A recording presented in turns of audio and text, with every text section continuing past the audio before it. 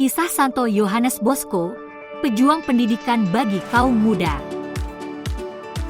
Pada tanggal 16 Agustus 1815, di sebuah desa kecil bernama Becci, Italia, lahirlah seorang anak bernama Yohanes Bosco. Ia berasal dari keluarga petani yang hidup dalam kesederhanaan. Ayahnya, Francesco Bosco, adalah seorang pekerja keras yang meninggal dunia ketika Yohanes masih berusia 2 tahun. Kepergian ayahnya membuat ibunya, Margherita Bosco, harus merawat dan membesarkan ketiga anaknya seorang diri. Meskipun hidup dalam kemiskinan, Margherita adalah wanita yang penuh iman dan kebijaksanaan. Ia mengajarkan anak-anaknya untuk bekerja keras, berdoa, dan peduli terhadap sesama. Sejak kecil, Yohanes menunjukkan kecerdasan dan semangat belajar yang tinggi. Ia sering menghibur teman-temannya dengan pertunjukan sulap dan cerita moral, tanda awal bahwa ia memiliki bakat sebagai pendidik dan pemimpin. Saat Yohanes Bosco berusia 9 tahun, ia mengalami mimpi profetik yang dalam mimpinya dia melihat sekumpulan anak-anak nakal yang saling memukul dan menghina. Bosco mencoba menghentikan mereka dengan kekerasan, tetapi seorang sosok yang dipercaya sebagai Yesus atau Maria memberitahunya bahwa dia harus menaklukkan mereka dengan kebaikan dan cinta, bukan dengan kekerasan.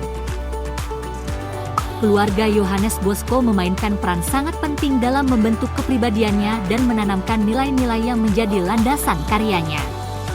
Berikut adalah beberapa anggota keluarga dari Santo Yohanes Bosco. 1. Francesco Bosco, ayahnya. 2. Margherita Oscena, ibunya. 3. Giuseppe Bosco, kakak sulung. 4. Antonio Bosco, kakak kedua.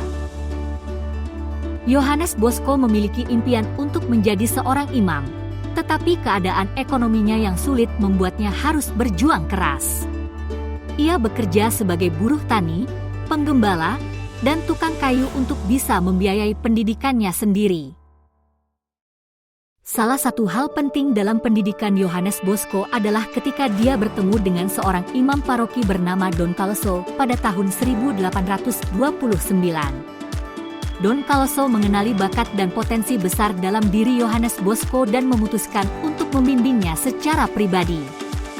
Don Calosso memberikan pelajaran bahasa Latin kepada Yohanes Bosco yang sangat penting untuk persiapannya menjadi imam. Selain itu, Don Calosso juga membantu membiayai pendidikan Yohanes Bosco. Hubungan ini tidak berlangsung lama, karena Don Calosso meninggal tiba-tiba pada tahun 1830. Kematian Don Calosso sangat memukul Yohanes Bosco, tetapi semangatnya untuk belajar tidak pernah surut. Ia terus melanjutkan pendidikannya, meski tanpa bimbingan pribadi dari Don Calosso. Dengan usaha yang tak kenal lelah, ia akhirnya diterima di seminari dan ditahbiskan menjadi seorang imam pada tahun 1841. Setelah menjadi imam, Yohanes Bosco pindah ke Turin, tempat ia melihat penderitaan anak-anak jalanan. Banyak dari mereka hidup dalam kemiskinan, bekerja di pabrik dengan upah rendah, atau bahkan di penjara karena mencuri demi bertahan hidup. Yohanes Bosco tidak tinggal diam. Ia mulai mendekati mereka, berbicara dengan kasih sayang, dan mengajak mereka untuk belajar. Dengan penuh kesabaran, ia mengajarkan membaca, menulis, dan mengenal Tuhan. Namun, tidak semua orang mendukungnya. Banyak yang menganggap anak-anak ini sebagai sampah masyarakat, tetapi Yohanes Bosco tetap berjuang demi mereka. Melihat semakin banyak anak yang membutuhkan bimbingan, Yohanes Bosco mendirikan oratorium pertama pada tahun 1846. Oratorium ini menjadi tempat perlindungan bagi anak-anak jalanan dan terlantar, di mana mereka tidak hanya mendapatkan pendidikan tetapi juga makanan dan tempat tinggal. Di oratorium, Yohanes Bosco menerapkan metode pendidikan preventif yang berfokus pada kasih sayang, agama, dan akal sehat.